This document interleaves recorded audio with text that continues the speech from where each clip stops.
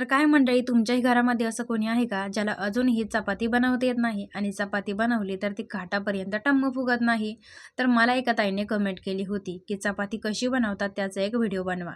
चला, तर मी व्हिडिओ बनवते, तर तोच चपाती कशी बनवायची यासाठी मी ताटामध्ये गव्हाचं पीठ घेतलं, त्यामध्ये थोडंसं मीठ टाकून घेतलं आणि पाणी टाकून याचं आहे ना, जास्त निबार नाही आणि जास्त सैलसर नाही, म्हणजे असं पातळ नाही, असं इथं मी कणिक तयार करून घेतलं, पीठ भिजवून घेतलं.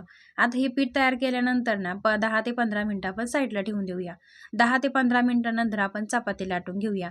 चपातीसाठी जेवढं कणिक पाहिजे अगदी तेवढं कणिक मी इथं घेतलं. आता लाटण्याने थोडंसं लाटून घ्यायचं, म्हणजे पुरी एवढा आकार आहे ना तेवढं लाटून घ्यायचं. थोडंसं तेल लावायचं, कोरडं पीठ टाकायचं, घडी मारून घ्यायची. पुन्हा एकदा तेल लावायचं, कोरडं पीठ टाकायचं, घडी मारून घ्यायची.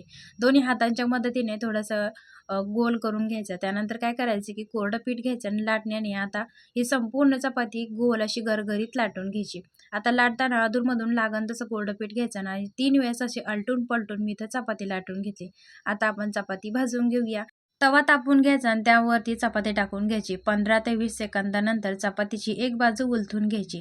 आता चपातीची एक बाजू उलथून घेतल्यानंतर लगेच तुम्ही पाहू शकता चपाती अगदी काठोकाठ अशी टम्म देखील फुगायला आलेली आहे. याच्यामध्ये भरपूर अशी वाफ देखील तयार झाली आहे. वाफ देखील याची बाहेर पडत आहे.